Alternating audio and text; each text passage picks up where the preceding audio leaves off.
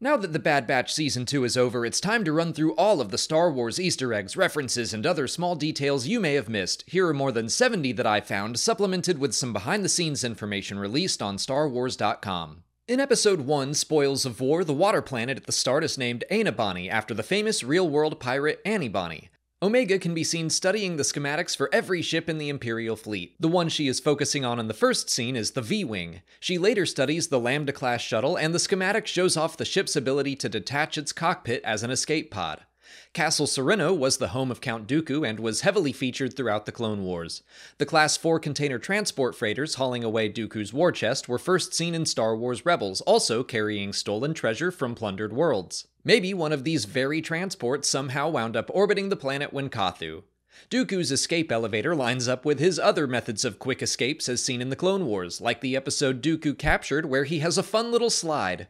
In the episode The Solitary Clone, Commander Cody and Crosshair lead clones against battle droids yet again. One clone asks how the droids got around the shutdown order which was issued by Anakin on Mustafar near the events of Revenge of the Sith. As Cody and Crosshair fight their way through droid forces, one clone has some trouble rolling a droid popper through a droidica's shield, a callback to when Ahsoka, Anakin, and Obi-Wan taught the guerrilla troops on Onderon how to do exactly that. A separatist governor named Tawny Ames mentions working on a peace treaty with Mina Bonteri during the Clone Wars. Bonteri first appeared in the Clone Wars Season 3 episode Heroes on Both Sides, where we saw her working with Padme to create that treaty. Cody and Crosshair's final conversation takes place in front of the First Battle Memorial, a giant slab of Geonosian rock that commemorates the fallen clones from the first conflict of the Clone Wars. The memorial first appeared in the Clone Wars Season 5. After Cody goes AWOL, Rampart assigns Crosshair to CC-1226. CT-1226 was a minor clone from Star Wars Legends. The reused number is probably just a coincidence, but we could pretend he got a promotion from Trooper to Commander.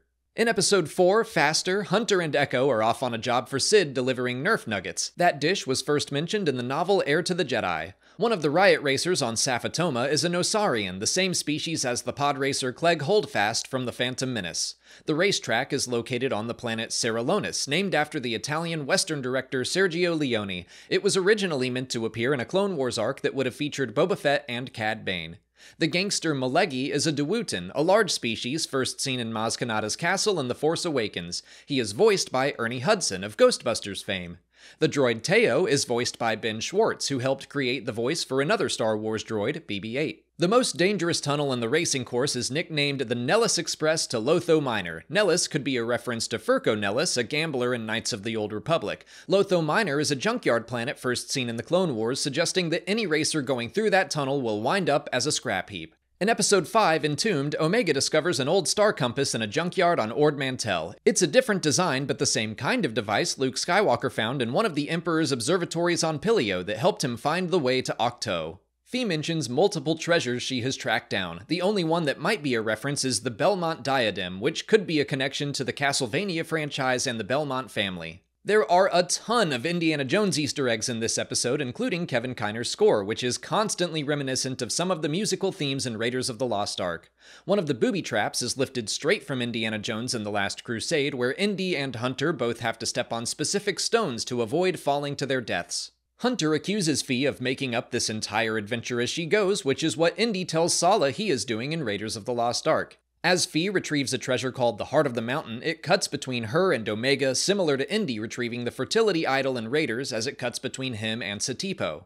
Clone Force 99 does not successfully get any treasure at the end of their adventure, which stays very true to the spirit of Indiana Jones. As the episode ends, Fee says she's heard rumors of an ancient chalice, which has to be referring to the Star Wars version of the Holy Grail. In Episode 6, Tribe, the Wookiee Padawan Gunji first appeared in the Youngling arc from Season 5 of the Clone Wars. Wrecker mentions that they haven't been to Kashyyyk in a while, which is likely a reference to an unfinished arc of the Clone Wars where the Batch were seen fighting side by side with the Wookiees. The web-spinning creatures that are seen throughout the episode are called Kinraths. They would have been in those Clone Wars episodes, but were first created as enemies on Dantooine and Kashyyyk in Knights of the Old Republic. The Trandoshan commander Venomore was also a planned villain for that unfinished arc, now fully realized here. The large ape-like creatures of Kashyyyk are yet another element originally created for those episodes. The Wookiee greeting, first seen in Solo: A Star Wars Story, is recreated multiple times between Wookiees throughout this episode. In Episode 7, The Clone Conspiracy, we get the second ever appearance of 79's, the clone bar that first appeared in the Clone Wars episode Orders. One of the clones inside is nicknamed Slip, a nickname he shares with a First Order stormtrooper FN2003, the same trooper whose blood winds up on Finn's helmet in The Force Awakens. In the Senate, we can see Senator Tenra Pamlo of the planet Terrace arguing against the Defense Recruitment Bill. She was first seen in live action in Rogue One as a member of Rebel Alliance High Command. She is still portrayed by Sharon Duncan Brewster. Senator Chuchi of Pantora also makes a return after her introduction in the Clone Wars series. Bail Organa's droid R2-C4 shares a designation with a New Republic droid from Star Wars Resistance. I'm not sure if they're meant to be the same droid since their coloring doesn't match. Rex and Chuchi store their captured clone assassin in Trace and Rafa's garage, two characters introduced in Season 7 of the Clone Wars who then reappeared in the first season of The Bad Batch. The clone kills himself with the old electrical tooth trick that we first saw in the Mandalorian episode The Heiress. In Episode 8, Truth and Consequences, Senator Halle Bertoni of Kamino makes an appearance in the wake of her people's destruction. She first appeared in the Clone Wars episode Duchess of Mandalore. The Bad Batch sneak into the Imperial shipyard underground, traveling through the power generators seen in another Clone Wars episode, Heroes on Both Sides. In Episode 9, The Crossing, the Aurebesh text scanner first reads Ipsium detected. Later it reads Perimeter scan, artificial structure detected, scan mode, local radius 250 meters, scan parameters TIR 3 constant. The planet where Ipsium is mined is called Ipsidon. Fans have been wondering what species the character of Mako was. StarWars.com confirms he is a new and, as of yet, unnamed species. In Episode 11, Metamorphosis, the Aurebesh on the bridge of the derelict ship at the start of the episode reads System Malfunction. Mount Tantus appeared in Season 1 of The Bad Batch at the very end, but it was first created for Timothy Zahn's original Thrawn trilogy of books, and it was central to Imperial cloning efforts. I certainly wouldn't consider the Zillo Beast itself an Easter egg, but it sure is great to have it back after its introduction way back in Season 2 of the Clone Wars. The young Zillo Beast grows by absorbing power and electricity. This could be connected to the fact that the Zillo Beast from the Clone Wars was awakened by an electro-proton bomb. The Aurebesh on the cloning screens on the research vessel reads Zillo, Scale, Adult Zillo, Head, and Tail.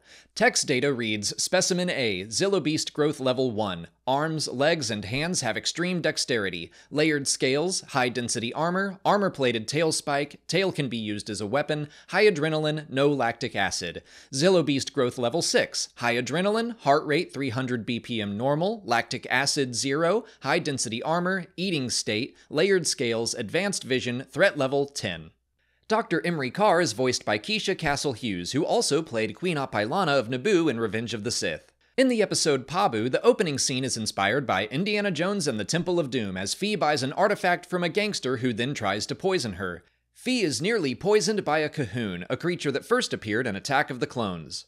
Outside, the Aurebesh text labels the building as Club Lao She, which is a direct reference to the gangster from the opening scene of Indy's second film, and a reference to the name of that club, which is called Club Obi-Wan. Speaking of references, the city Pabu might be inspired by Minas Tirith in Lord of the Rings. It's got several levels and a big, important building at the top with a tree in its courtyard. The monkey-like Munoz are named after one of the writers of The Bad Batch, Amanda Rose Munoz. In the episode Tipping Point, one member of Echo's strike team, Fireball, shares a name with a clone from the Legends Clone Wars Gambit series of novels, Stealth and Siege. The planet they rescue Hauser and the others from is called Balmora. It was a factory world first created for the Dark Empire comics and Star Wars Legends. The design of the clone ship, the Remora, is based on the Mason Martinet, the Crimson Corsair ship seen in The Force Awakens and Star Wars Resistance.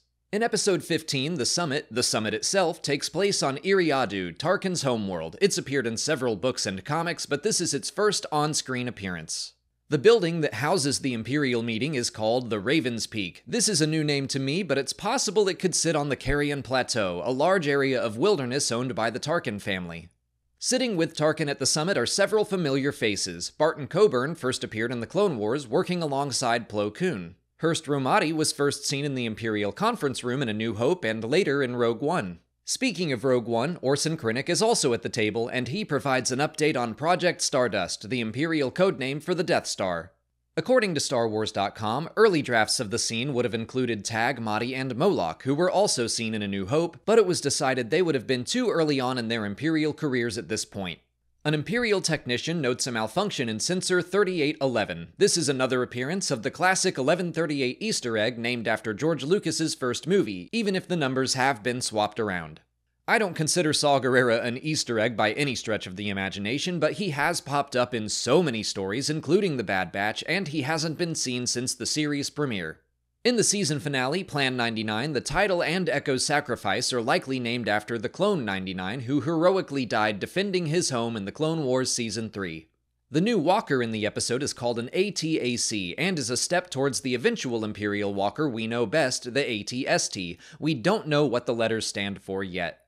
Cloning tubes seen on Mount Tantus near the end of the episode look an awful lot like the cloning tubes seen in The Mandalorian Season 2 episode The Siege. And that's everything I caught. What was your favorite Star Wars reference in this season? What did you see that I missed? Let me know in the comments. If you haven't already, please like this video, subscribe to the channel, follow us on TikTok, Twitter, and Instagram, and consider checking out our Patreon page. As always, thanks for watching, and may the Force be with you.